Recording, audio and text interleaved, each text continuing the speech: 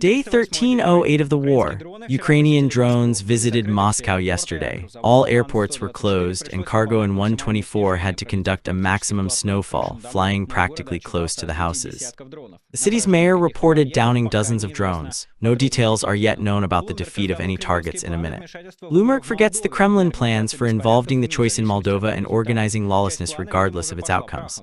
Some plans have apparently already failed. 74 people detained in Moldova and learned in Serbia under the guidance of Russian special services. So far, the Kremlin itself has not been able to interfere with Ukraine's plans for strikes on Russia and occupied territory. Everything is on fire, from substations to fuel depots and the FSO's sanitary system. Russian drones have incidentally been striking the civilian population, and they have even seen it. Russian soldiers continue dying in pointless seepage where no one returns, but Russian forces have come up with a way not to lose soldiers, creating the appearance of settlements with flag-picking systems. Now they deal with drones, which throw flags at special supplies. Russian soldiers in rear clothing again find themselves unneeded. One of the regional deputies, one of the FSO's veterans, handed out a mandate in favor of the governor's son, while another soldier wasn't allowed to go to his own daughter because of illiteracy for the elite school. Z channels whine as if they expected some other kind of. Thanks from the Russian state and society. This and much more in today's fresh update, which can be supported with your like, comments, and subscription to the channel. All these actions help promote the video. Especially for YouTube algorithms, your subscriptions are important. Well, you can support the channel financially on Patreon. The link is in the description, and by buying NVPN, a tool to bypass blockages which allows you to watch YouTube, use Twitter, Instagram, call through WhatsApp, Telegram, including to your loved ones, and even choose what to watch yourself. Listen and read. If you want Vladimir Putin not to do this for you, buy NVPN by links in the description. For now, it's legal in Russia to buy VPNs and use them, and we're moving forward. Yesterday, one of the largest attacks on Moscow has been carried out, if you believe the capital's mayor.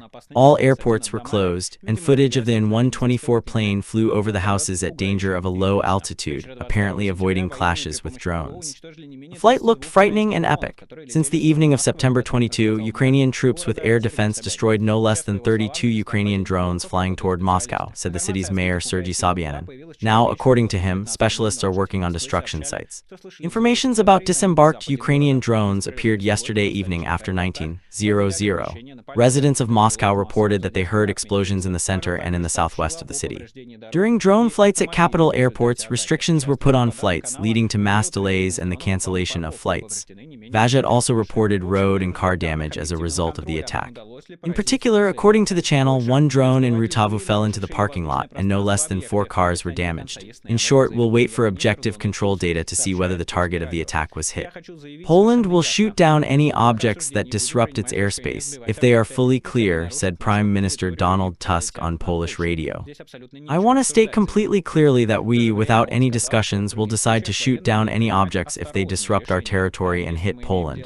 There is absolutely nothing to discuss, Tusk stated. At the same time, he stated that in other cases the military would take careful decisions. If the situation is not entirely clear, such as with the recent flight of Russian fighters over the Petro-Baltic platform, one needs to think twice before making decisions on actions that could already cause a very sharp phase of the conflict, Prime Minister clarified. It sounds like a fairly weighty position for a country that does not want to be involved in the war. Another thing is that practice shows that such countries come to the war sooner or later themselves. But it seems that Poland is seriously concerned about preparing for it, given the recent steps toward cooperation with Ukraine with drones and countermeasures. Ryslav Sikorsky was more obsessed, I would say, with his assessment of the situation, and said that the country should not complain later that Poland will shoot down Russian objects, including planes, if it crosses the Polish state border. In Moldova, 74 people were detained for accusation of preparing mass unrest, according to the investigation. They were trained in Serbia under the leadership of Russian special services. This is how preparation for elections looks in new reality. Moldova will choose parliament already on September 28. According to the General Inspector of Police, Security Service, and Prosecutor's Office fighting the organized crime, there are now 111 people under investigation for this. The main prosecutor for special affairs, Victor Furtun, reported that Group Moldovan regularly drove to Serbia, where they received special preparation. Participants were paid €400 and were trained in tactics of slowing police cordons, a method of resistance by using rubber sharpens the appeal with flamethrower. Police Chief Air Force Chern Otson clarified some participants prepared in Moldova itself, and in Serbia only those were sent trained in Russian civilian life. According to him, some people initially did not know the real goals of their trips. They were told they were untrained. Security Intelligence Director Alexander Mustyatsia said the operation was conducted by a coordinator, represented as an employee of Russian Special Services under the code name BES. The coordination also involved a GRU officer using a criminal network to search for people. The detained are threatened with 4 to 8 years in jail, depending on the severity of the crimes committed. This is only part of the Russian plans that Bloomberg has become familiar with. In spring, Russian authorities developed a plan to interfere in parliamentary elections in Moldova, which planned on September 28, are seen by documents learned by journalists. The company's coordination is directly for the Kremlin, with the goal of eliminating the party's Solidarnosti of active President Mason, the agency writes. Documents learned by Bloomberg, the publication doesn't give details about them, include a description of the Kremlin's tactics to interfere in elections.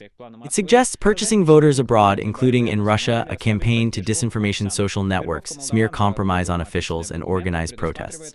One document states that the most important aspect of the Moscow plan is to give impressionists on the competitors' struggle, while actually weakening support for Sandu. The restrictions in Moldovans abroad described in documents require pay for reaching the voter area and vote as the right candidate. The campaign discusses this information on Telegram, TikTok, and Facebook, as well as using call centers. Within the company, content is created in Romanian and Russian language accuses Sandu that she is a Inostranea Marionka, erecting the country to destruction and war, writes Bloomberg. Russia also plans to recruit young people from sports clubs and criminal communities to organize provocations during elections and protests after them, writes Bloomberg.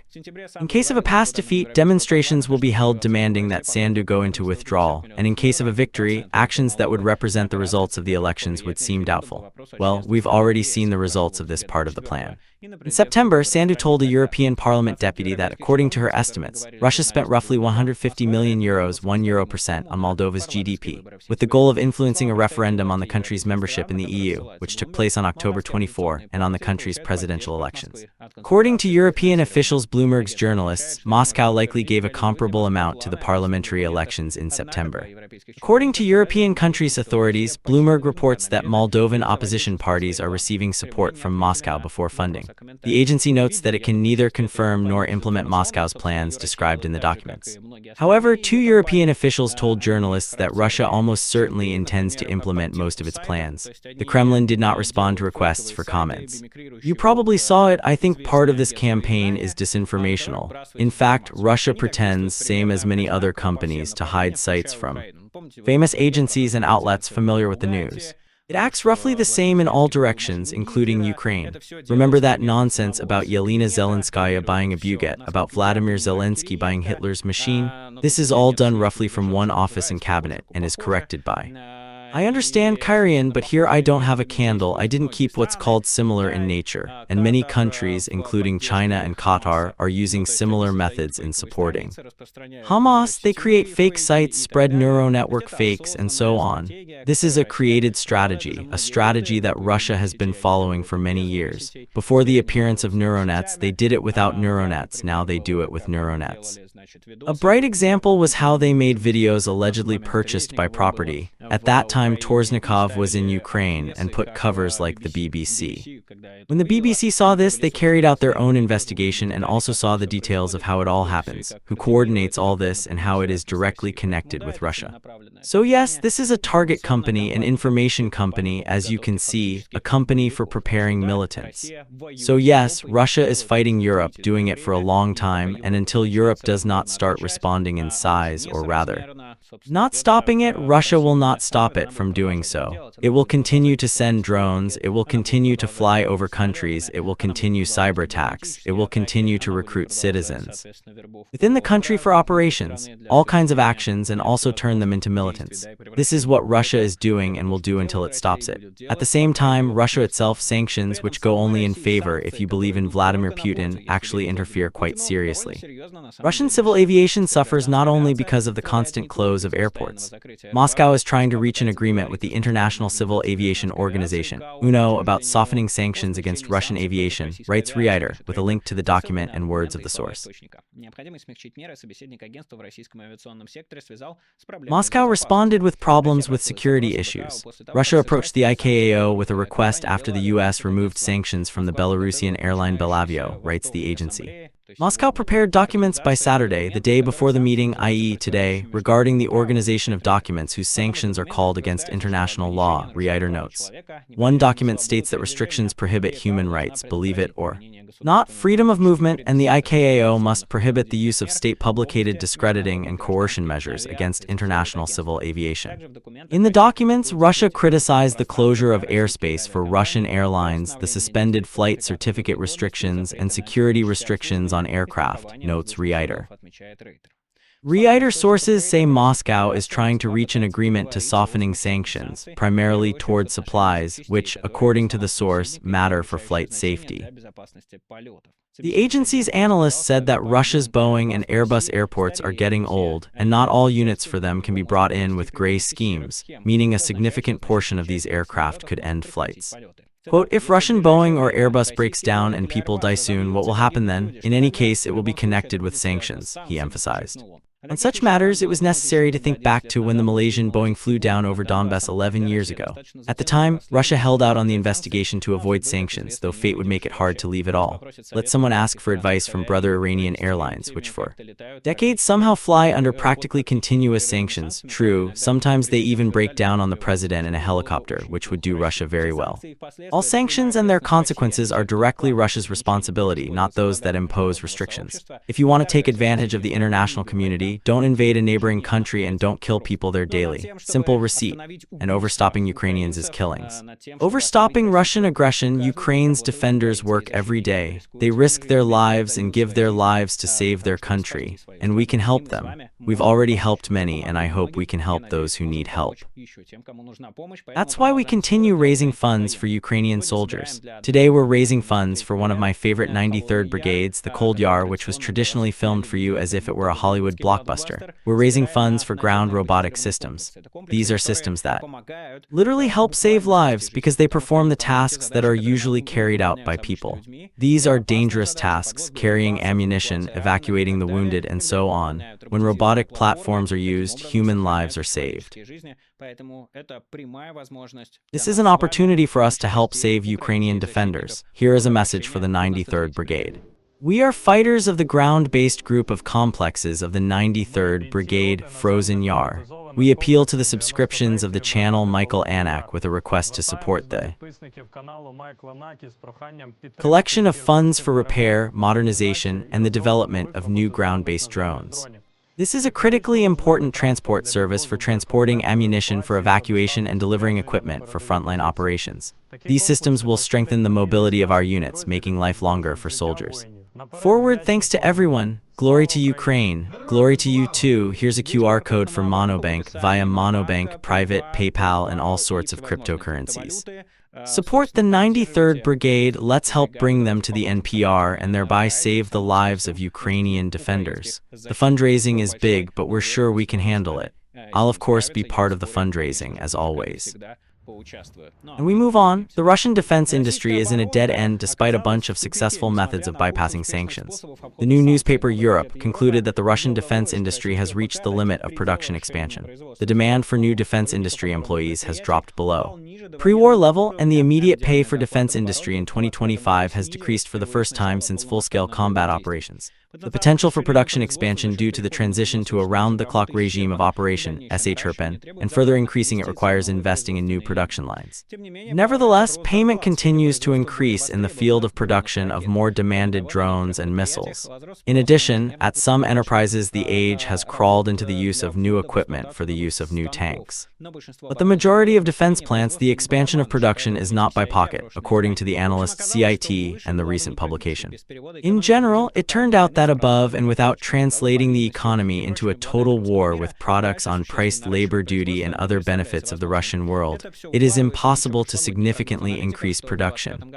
This all fits into the last years. Analytics forecasts that in 2025 Russia will achieve the peak military potential and then slide down. We are now watching the implementation of this very peak potential, and it does not exceed 500 square kilometers of captured territory per month, and the future will be only worse for Russian armed forces and Putin personally. October-September September, Ukrainian drones hit the Tyagova-Kanievskaya substation at Stratorevienkovskaya station. Probably that's how you pronounce it.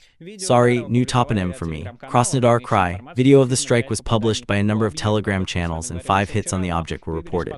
We talked about that to you yesterday, but the details of what kind of station it is are unknown. Tyagova-Kanievskaya substation provides electric power to railway transport, in particular electric vehicles working on multiple-way transport, Militarny writes. High-pressure electricity of up to 220 kilowatts due to the central network reduces it to the level fit for an overhead contact line and auxiliary users. This is a key infrastructure element, providing stable operation of electric railway sections. The main function of the substation is the transfer of pressure to power the overhead contact line, which supplies electricity to the moving units. In addition, the substation provides power to non-pole users, communication, alarm, warming of arrows and others, via power lines. The substation has a complex structure, including power transformers with long-range systems, protection switchers, and automatic systems. Overall, Konskaya is an important hub in the power supply system of railway transport in this direction, providing effective operation of the moving infrastructure. Let's see how serious the damage is and how soon Russia can put it back into order and into operation. The assigned Russia, the so-called head of the annexed Crimea, Sergei Aksanov, in the evening of September 21, stated that there was a drone attack in the sanitary place of Foros on the southern coast of the half-island. According to Aksanov, 3 people died and 16 were injured. In addition, the building of the school in the village of Foros and several objects in the territory of the sanitary, which the official did not specify, have been damaged. Some serious objective control data has not yet appeared, but this is what Ukrainian analysts from the project Cyberborashna write on Foros. They caught the meeting of fat characters. Who are they? I think the authors will write better. Next to it is the government dacha number 11, the dacha of Gorbachev, or the object Zorya. There's also a helicopter platform and a permanent presence of Ukrainian armed forces which can be attracted for the protection of the meeting. And of course there is air defense. Therefore, given the combination of these factors, the Russians chose Foros. As a result, the air defense did not work out. The city is a resort, so the Ukrainian armed forces were more rest than work. That's how it went. That's how simple it is. Here's to you and the whole Russia in one situation, Cyberborashna concludes. So we're waiting for interesting micrologs or insides from the Russian side. I don't know if you've noticed, but when the strike just happened, Russia started running to it, saying, look, look, look, what a terrible strike, what a terrible strike. And then, after a while, they suddenly remained silent. Around the same time, the publications from the forum group appeared, saying the cemetery was closed on September 21. So apparently they at least aimed at some important meeting. There could have been all sorts of rich kites, as they were calling them. For example, they were talking about Salda being killed there. Russia is already rejecting that. So let's wait and see. All 4 killed in Samara Oblast from a drone attack on September 20 by refinery workers at the oil refinery Redek Samara Nafta, Astra found. Local authorities did not report it. On a Saturday night, 3 refineries damaged the refinery's production site, and the pipeline operator unit. On the night of September 20, drones attacked Samara Oblast heavily. The governor reported 4 killed and 1 wounded. He also reported attack aimed at fuel and energy facilities. The General Staff of Ukraine reported a refinery attack in the Novokybyshevsk refinery in the village of Prosvit. In September 20, 3 facilities were attacked. The operator unit of the main oil company's AO Transneft Privolg in the village of Prosvit, the Novokybyshevsk refinery, and the production site of the oil production company TPP, Redek, Samara Nafto, located in the village of Damashko-Kynlisk. According to the sources of Astra in the Russian armed forces, fires broke out at all 3 enterprises. On the transceiver in the Privolg, the pumping unit caught fire on the refinery in the Novokybyshevsk pipeline on the Samara Naft gas pipeline. As a result of the attack, 4 workers died. The corresponding company Redek Samara Nafto, according to Astra, an engineering tech, 2 masters, and an operator. There's also a wounded guard, so once again, don't work on Russia's defense. Industry and the fuel and energy complex. These are legitimate goals for the armed forces of Ukraine, and they will continue to be struck, and Russia doesn't planning it. On the other hand, by working on such enterprises, you're helping Russia kill Ukrainian citizens and eliminate Ukraine. That's mentally unacceptable. The UN Commission concluded that the conditions for Russian drone attacks indicate they plan to kill. The Independent International Commission, under investigation into Ukraine, provided the Commission with new results for its operations. In Russia, Russian forces systematically attack civilian facilities and civil infrastructure in Kherson region, as well as in Dnipropetrovsk, Nikolaevsk regions. It is separately noted that the target attack is including emergency vehicles and other emergency services, which does not allow rescuers to perform their work. network. It is also about the safari for hunting people, where Russian drone operators specifically target civilians and train newcomers to the site, i.e., kill civilians to improve their skills. This is called the Kherson Safari, unfortunately not only in Kherson. The condition of the attacks aimed at killing, harming, and destroying drone.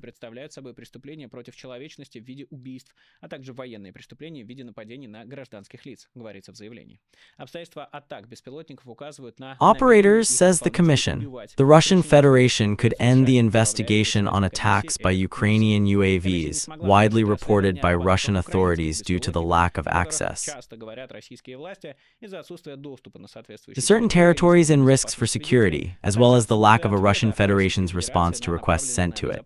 So every time Russia whines or gets involved in an investigation and asks Russia to answer some of the questions, Russia simply ignores it. That's why it is possible to note once again that Russia is doing this for propaganda purposes. I want to turn to Russian pilots, both drones and planes, which launch missiles, drones, planning air bombs on civilians. Literally yesterday in the Syriac provincial of Latakia, forces of the transition government arrested a former Asadovsky drone in the military-industrial complex, blaming it for striking residential areas during the civil war and for participating in the armed anti-government rally of this year. Look at his face and ask yourself, do you want to be in his place? Now you think your actions will remain lawless. That soldier probably thought the same when he dropped bombs on residential buildings. He thought, Assad's after him, Russia's after him. Who'll get him eventually? Time changes, as you can see. Even in our world, there are times when fate, even after years, manages to catch up with the killers, while for some Russian soldiers and criminals, it's already caught up.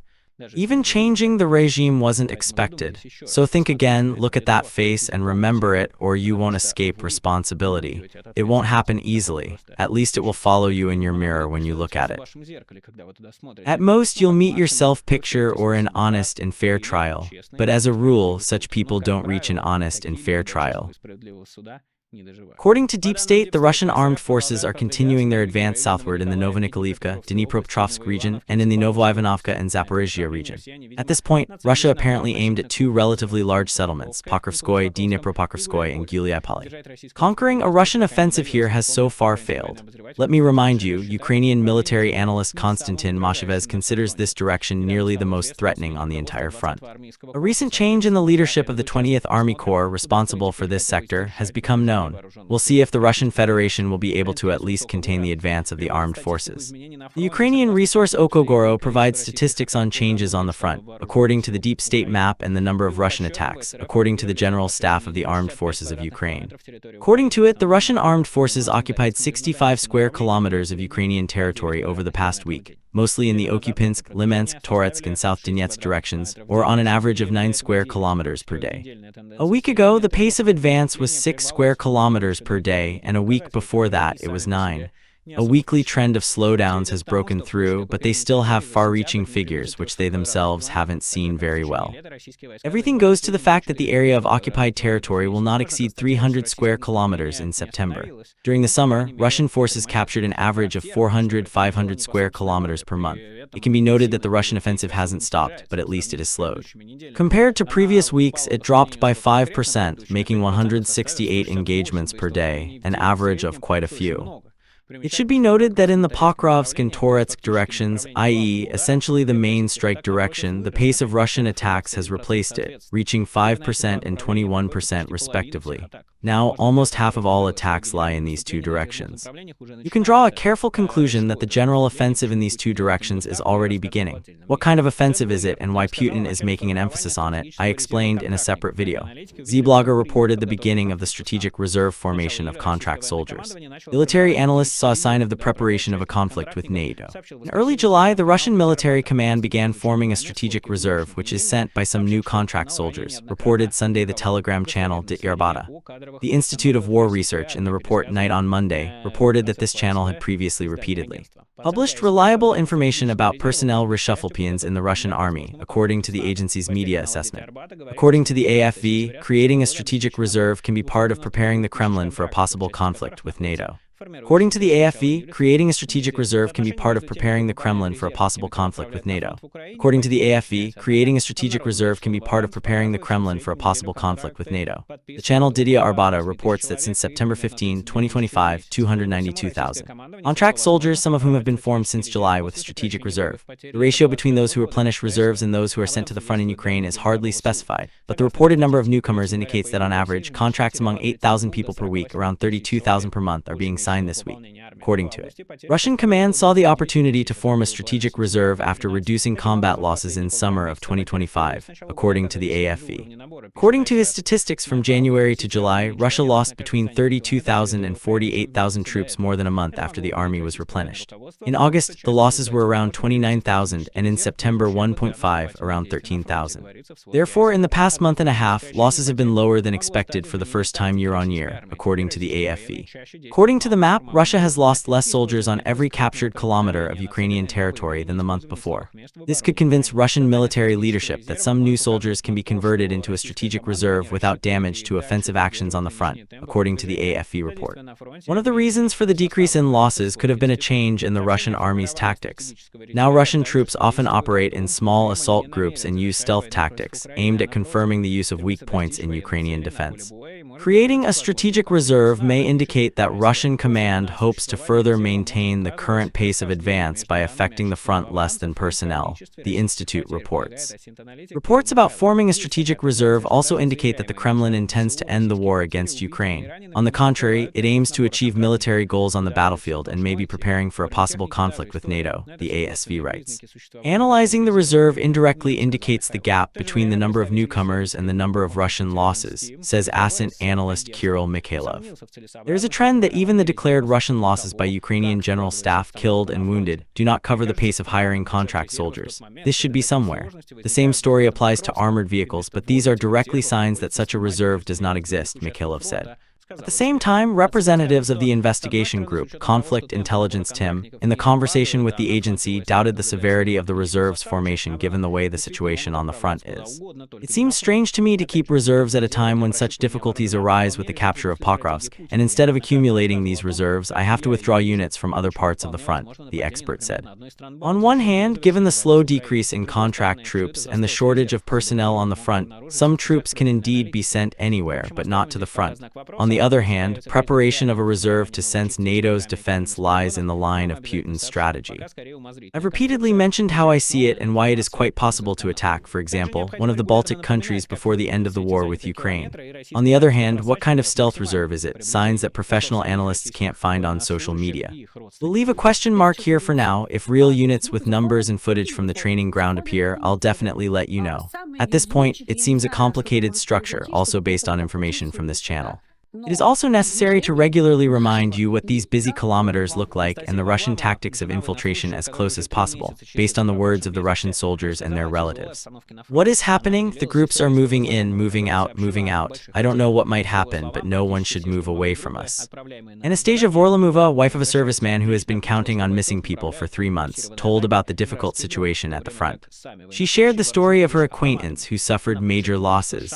According to her, almost all assault groups sent on a mission never return. The woman noted that soldiers are sent under a massive attack by enemy drones, while the soldiers themselves are armed only with guns.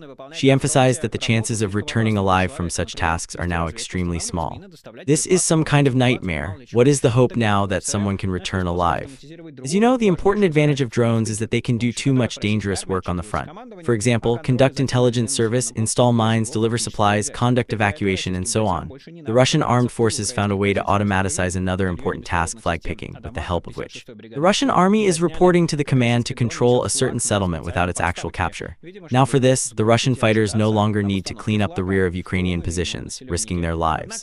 Another Russian attempt ended badly. The drone fell for unclear reasons, and the Ukrainian flag was destroyed by the pilots with the help of FPV. Nevertheless, the scheme remains operational. Now drones can be used for showing off, not people. even though the question is what is more valuable in the Russian armed forces. More drone war news. In the 95th Separate Air Assault Brigade of Ukrainian Armed Forces, it was reported that soldiers in their unit destroyed an enemy drone, Forpost, citing the publication Forpost. Forpost gives the publication Militarny. That Forpost also had weak hope of running away because the speed exceeded 160 kilometers per hour, but that did not save him. We destroyed him and went to look for a new target, said on the brigade's pages in social networks. In additional comments, Polish paratroopers emphasized that they had completed their work timely, found the target, and reacted quickly. Also, in the 99th. In the 95th Separate Air Assault Brigade, it was noted that a drone destroyed is the most expensive in its segment. This drone is capable of carrying out strike and reconnaissance tasks with corrected arms. It should be noted separately that a Forpost can be equipped even with corrected aviation bombs, KAB-20. This ammunition weighs 21 kilograms, of which 7 are held by a stick in the rocket combat unit. The KAB-20 aviation bomb is used by the Forpost R and Ariane drones complex. It is worth congratulating the paratroopers on a large hunt and wishing them further success. In the Russian army, they continue to refuel Kadyrovets, or those who look like them, maybe Takhmatovets or maybe not, who will analyze them. Yesterday evening I was started being pressurized, that is, all the money took away so that I had 5,000 with it, and moreover my relatives forced me to have 220,000. Serviceman Konstantin Venichenko, who is at the hospital in the city of Yeysk, said that he became a victim of a help from the country fighters group in the Caucasus of nationality, as he says. Konstantin reported that after receiving a payout for the wound, certain people began to require money, promising a safe stay at the medical facility.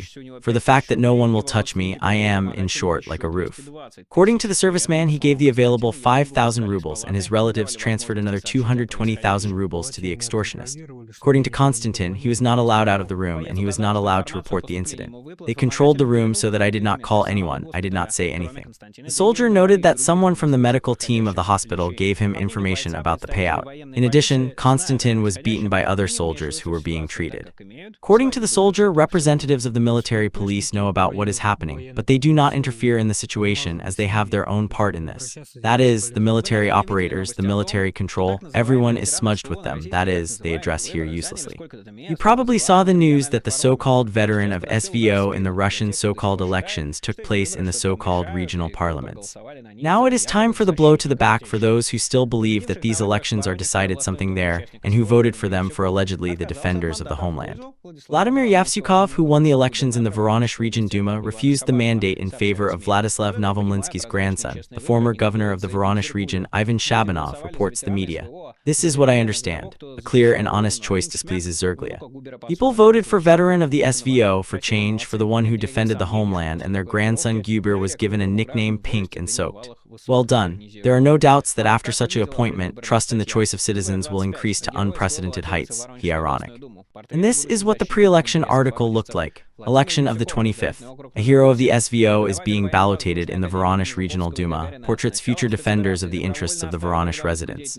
Vladimir Yavsukov, voter district number 8, teacher of the Military Air Academy of Menezhukovsk and Gagarina, with the beginning of the special operation, voluntarily left the teacher's activity, went to the front, served in the Guard Airborne and Assault Division in one of the most tense sectors, end of the quote. Surprisingly, the Z Patriots won again, this time during elections. In reality, of course, it's not surprising at all. American social media likes to say to Trump supporters, medal has been won again, when Trump once again spits on waiting for his electorate, e.g., as in the case of the Epstein list, and Astra needs a Russian version for this award. Another example of what a new elite actually costs is a post in the channel Culturing War. Found collector Ivan Filipov, who wants to thank him for not bypassing. This channel has only 12,000 subscriptions, and here's what it says. On several examples, I'd like to show that the thesis that SVO veterans are new elites is false. Let's immediately give numbers for the state program Preparations for Heroes Time. In 2024, 83 people joined the first program and 44,327 veterans signed up. So the competition was held in the 18th year of the program. Perhaps this is the share of all veterans of the SVO built into the state authorities, but clearly this is not a mass phenomenon. Of course, you can take a look at the numbers of past elections, when 830 veterans won elections in various government agencies, but first, did they come from United Russia? And secondly, most of them are municipal deputies, even without pay. Let's give a specific example, he writes. On the most recent one, the situation with Sava Fedosev. Sorry, Sava Fedosev last year, it was shot with elections under the nose of the head of the Uzbek Bolshevik diaspora of St. Petersburg, and in that one they were given 2 weeks of arrest and a ban on participating in elections for a year for a photo of a person who died several years ago. The name of that person, Zetnik, does not make sense, so you probably already know that this is about Novikov, which the Russian authorities fear even after death. No help from the front did not help him, continues Zetnil. Well, they sent a couple of days of rest. Participating in the SVO does not make the veteran more attractive on the labor market and does not embellish his resume. In reality, everything is exactly the opposite. The situation is when the ant in the footage decided that you have a TSR, this psychologist happened to my employees. In the end, people again returned to the front, not finding anything appropriate in the civil sphere. Well, in the end, we will show why veterans do not become new elites and immediately answer because nothing old has been done. My friend is a veteran, he writes. When a child was sent to a school line in Moscow on September 1st, they was not allowed into the school area due to security considerations.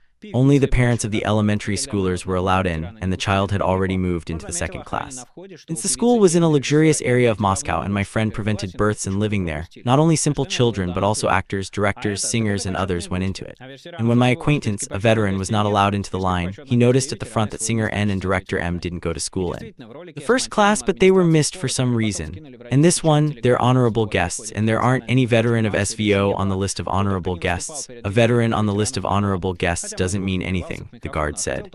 Indeed, in the video about the installed administration of the school, which was later posted on the radio chat and Telegram. By the way, there was no transfer to the National Messenger Max and there was no speech. Anyone who didn't speak in front of the children, but there were no veterans. Although my friend didn't rub the microphone, he just wanted to be with his child on September 1, but he didn't give him combat veteran status, and he doesn't need his own elite and new, they don't need it anymore.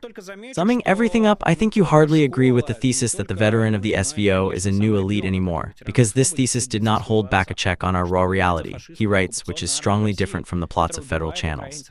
I'll just note here that not only the school, not only the people, but also, of course, the child of this veteran of the SVO will feel ashamed of his father. Because fighting for the fascist Russian occupying army, which kills Ukrainians and aims to destroy Ukraine, is an embarrassment.